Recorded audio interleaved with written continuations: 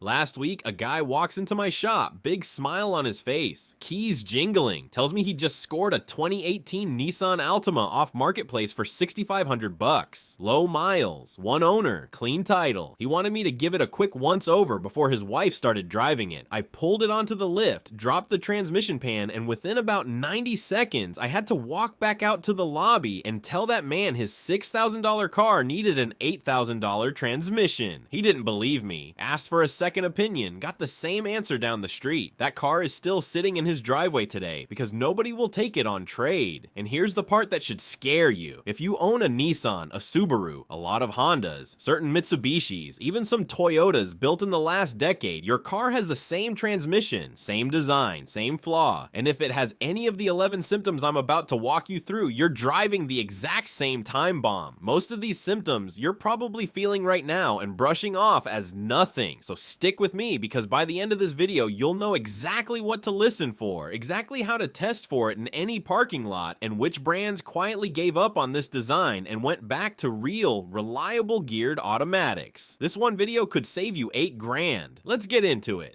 Quick thing before we start, the transmission I'm talking about is called a CVT, continuously variable transmission. Instead of gears, it uses a steel push belt squeezed between 2 cone-shaped pulleys. The pulleys squeeze tighter or looser to change your ratio. Sounds clever, right? It is, until you realize that belt is under massive clamping force, generating heat and shedding microscopic metal shavings into the same fluid that's supposed to cool and lubricate it. It's a design that eats itself alive. Now you understand why these things fail. Let's count down the symptoms. Number 11, delayed engagement when you shift from park into drive. You put your foot on the brake, pull the lever down, and instead of that smooth instant grab, there's a 1 or 2 second pause before the car finally decides to move. Most people blame a cold morning. They blame the battery. They blame their imagination. It's none of those things. That delay is your valve body losing pressure, which is one of the earliest tells that the hydraulics inside your CVT are starting to give up. A healthy transmission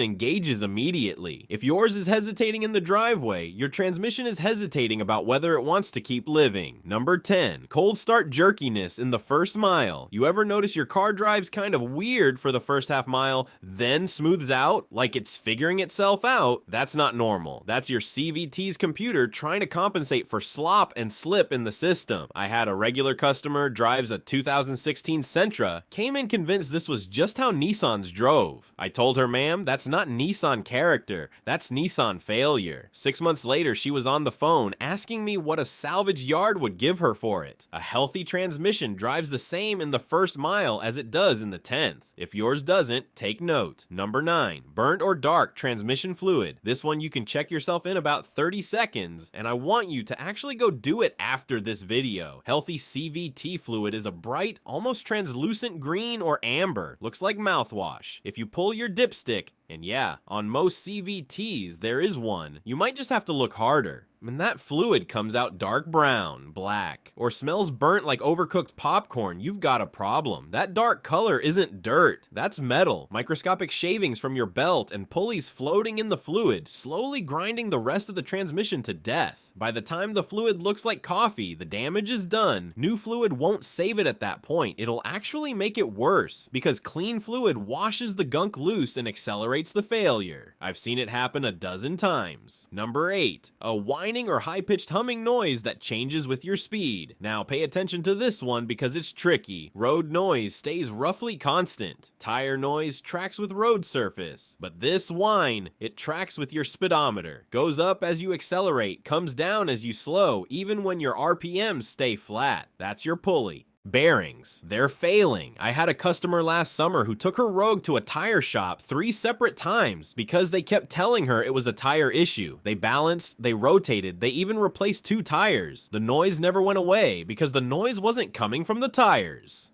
It was coming from a transmission that was about 4 months from grenading itself on the interstate. If your tire shop can't fix a tire noise, it's not a tire noise.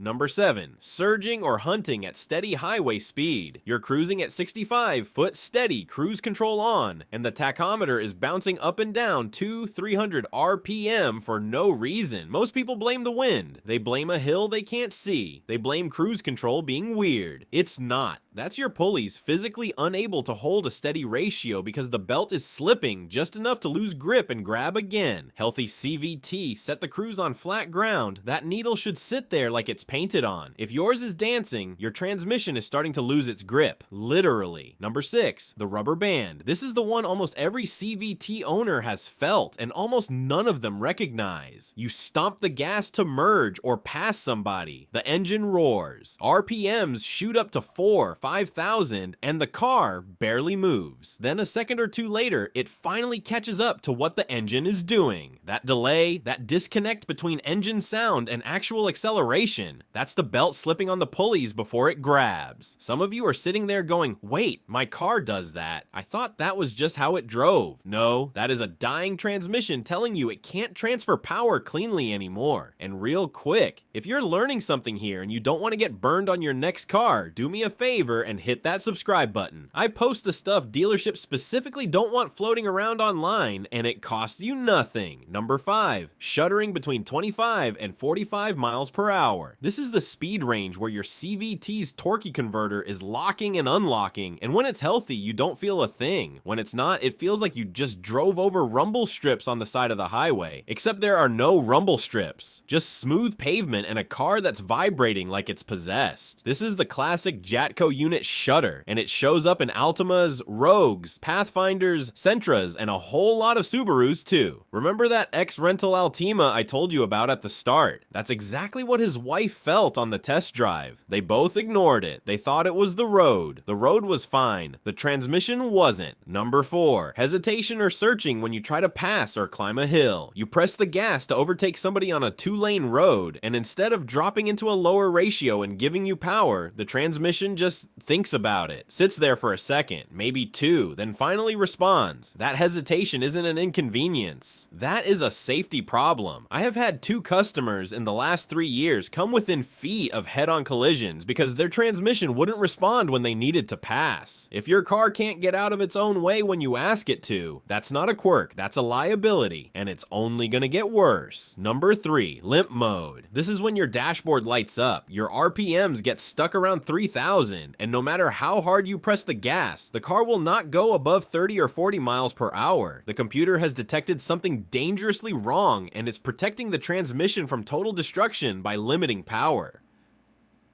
People panic, turn the car off, restart it, and it drives normal again for a few days or a few weeks. They convince themselves it was a fluke. It is never a fluke. Limp mode is your car's last warning shot. Once you've seen it, the clock is measured in days, not months. If this has happened to your car even once, do not take it on a road trip. Do not let your kids drive it. I'm dead serious. Hit the like button if this video is helping you, by the way. Well, it genuinely helps me reach more people who are about to make a $6,000 mistake. Number 2, severe shuddering under load. This is different from number 5. Number 5 was light shuddering at cruise. This is a violent, jerky, almost bucking sensation when you're accelerating, especially up a hill or with a full car. It feels like the car is fighting you. That's because at this point your belt is glazed. It's gotten so hot it's developed a glassy surface, and it's slipping across pulleys that have themselves been chewed up by metal shavings. I had a customer drive his Pathfinder 200 miles after this started. He was trying to make it to his daughter's wedding. He made it about 140 before the transmission let go on the interstate. Tow bill, hotel, missed wedding, $8,000 transmission. When you feel this kind of shudder, you have weeks, maybe a month, that is it. And finally, number 1, the one symptom that means it's already over. Metal shavings on the magnetic drain plug. Every CVT has a magnet inside the pan or on the drain plug specifically designed to catch metal debris. When I drop a pan and pull that magnet on a healthy transmission, I should see a thin gray fuzz like fine pencil dust. On a dying one, I'm pulling out clumps of shavings that look like somebody emptied a pencil sharpener on it.